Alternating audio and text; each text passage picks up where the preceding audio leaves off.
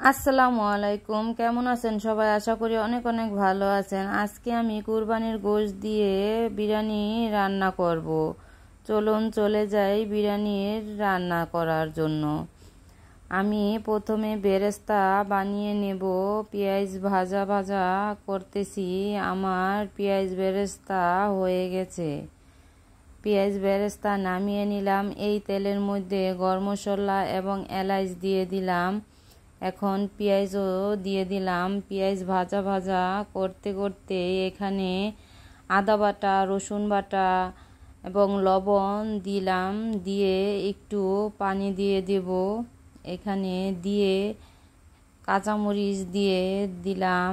দেওয়ার পরে এখানে বিরিয়ানির মশলা দিয়ে দেব। বিরিয়ানির মশলা দেওয়া হয়ে গেলে ভালোভাবে মশলাটাকে কষাবো। মশলাটাকে ভালোভাবে কষানো হলে এখানে একটু টমেটো সস বাড়িতে বানানোটা দিয়ে দিব। ডিপ ফ্রিজে রাখা ছিল। একটু পানি দিয়ে আবারও কষাবো ভালোভাবে। কষানো হয়ে গেলে এখানে দিয়ে দেব তেজপাতা। তেজপাতা দিয়ে কিছুক্ষণ কষানো হলে এখানে দিয়ে দিব গরুর গোশত। গরুর গোশতটা খুব সময় নিয়ে কষাতে হবে। বন্ধুরা, আমার রান্নাটি যদি আপনাদের পছন্দ হয় লাইক কমেন্ট শেয়ার করবেন। চ্যানেলটাকে সাবস্ক্রাইব অ্যান্ড ফলো করবেন।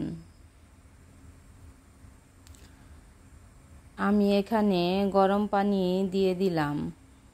গরম পানি দিলে মাংসটা তাড়াতাড়ি সিদ্ধ হবে। দিয়ে বেশ কিছুক্ষণ ঢেকে রান্না করব। কিছুক্ষণ রান্না করার পরে আসছি। এই যে দেখুন, আমি কিছুক্ষণ পরেই হয়ে গেছে রান্না করা। এখন আমি চলে যাব মেন উপকরণে। এই যে দেখুন, আমি একটা হাঁড়ির মধ্যে নিয়ে নিলাম। এখানে এখন দিয়ে দেব ধুয়ে রাখা চালটা। চাল আর মাংস একসাথে মিশিয়ে নিলাম। এখন গরম করে রাখা পানি দিয়ে দিব।